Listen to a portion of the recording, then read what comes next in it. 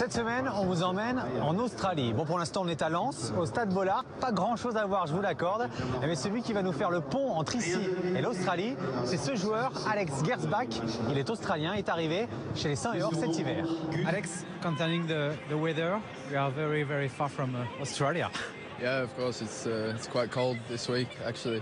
Next week, I think, too. But coming from Norway, it's a little bit warmer, so it's okay for me.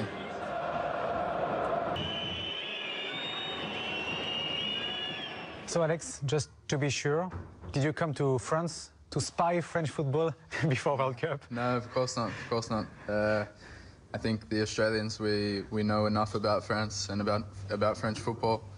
Obviously, we watch the big teams in the Champions League, and we watch France play at the World Cup and the Euros. So I think we know enough about French football. So you left Australia, as a lot of national players.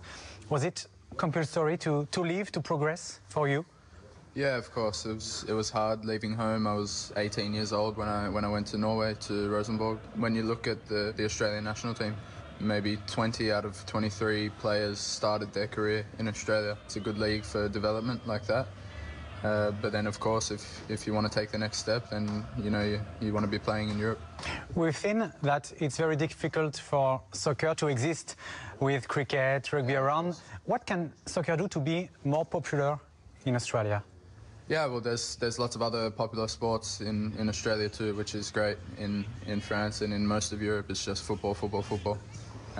But to be bigger and to be better, good performances at the World Cup, for example, from Australia, is very important for young kids watching.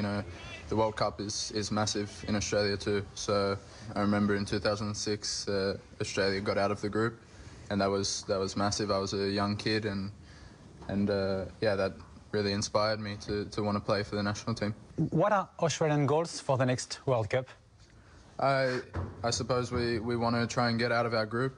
We have France, who are obviously a tough opponent. We know that, and they're expected. It will be a disaster if they don't get out of the group. So, I guess we're sort of competing with Denmark and Peru to try and get out of the group. So, I think that will be our goal going into the tournament. Do you fear some players in particular in France?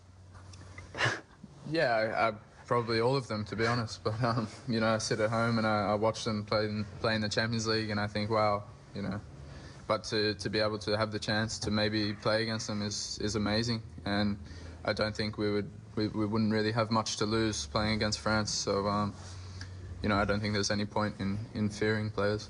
Thank you very much, Alex.